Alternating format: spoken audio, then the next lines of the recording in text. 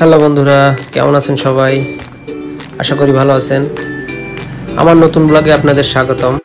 আমাদের দেশ একটি কৃষি প্রধান দেশ। এদেশের শতকরা প্রায় 50% লোক কৃষক। কৃষকের অক্লান্ত পরিশ্রমে এদেশের ভরে ওঠে ফসলের সমারোহে। আমরা পাই ক্ষুধার আহার। কৃষকের উৎপাদিত ফসল বিদেশে রপ্তানি করে দেশের অর্থনীতি সমৃদ্ধ হয়। প্রায় প্রতিটা মানুষই প্রত্যক্ষ ও পরোক্ষভাবে কৃষির উপর নির্ভরশীল। বলতে গেলে কৃষকই আমাদের জাতির উন্নয়নের চাবিকাঠি। কবির ভাষায়, সব সাধকের বড় সাধক আমার দেশের চাষা, দেশ মাতারি মুক্তিকামী দেশের সেজে আসা। আমার দাদু একজন কৃষক। আমি আজ এসেছি দাদুর কৃষি খামারে।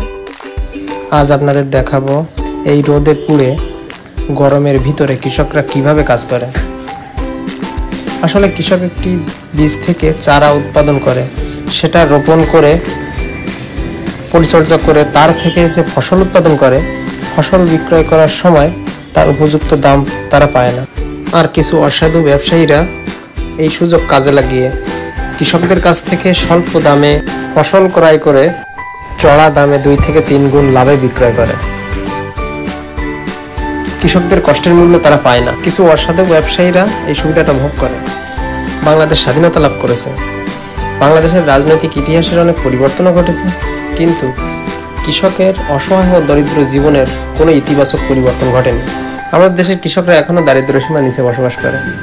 আসলে আমরা কৃষকদের উপযুক্ত সম্মানটা দিতে পারি না।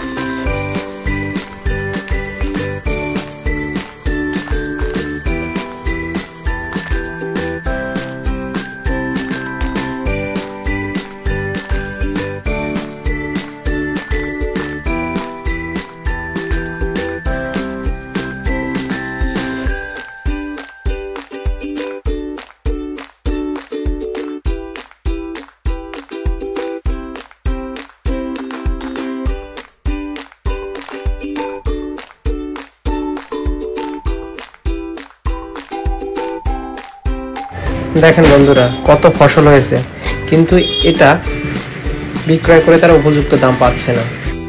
এই যে টমেটো দেখছেন, এটা কৃষকরা মাত্র 1 টাকা কেজিতে বিক্রি করতেছে। এতে তাদের কষ্টের মূল্যের তো দূরেই থাকুক, তাদের খরচের দামটাও ওঠে না। সেজন্য এইভাবেই নষ্ট হয়ে যাচ্ছে গাছে, এটা তোলা হচ্ছে না। কারণ তুলে বিক্রয় করতে গেলে যে খরচটা, সে খরচটাও তারা পাচ্ছে না। বন্ধুরা, আপনারা একটু চিন্তা করেন, কৃষক যদি তাদের প্রয়োজন যতটুকু ততটুকুই যদি ফসল উৎপাদন করত, তাহলে আমাদের দেশে আমাদের আহার কিভাবে মিটত।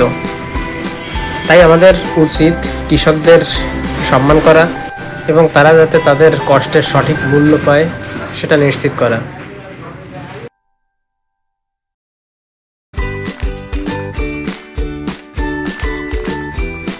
দেখেন কত সুন্দর সুন্দর টমেটো গাছে পেকে নষ্ট হয়ে যাচ্ছে, কিন্তু তারা বিক্রি করতে পারতেছে না, তারা সঠিক দামটাই পাচ্ছে না।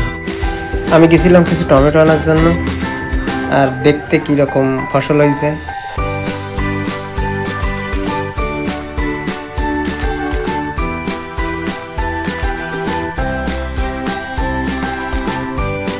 ঠিক আছে বন্ধুরা, ভালো থাকবেন সবাই এবং আমার পেজটি ফলো করে দিবেন। আর ভিডিওটি ভালো লাগলে লাইক, কমেন্ট, শেয়ার করে সাপোর্ট করবেন। ধন্যবাদ সবাইকে।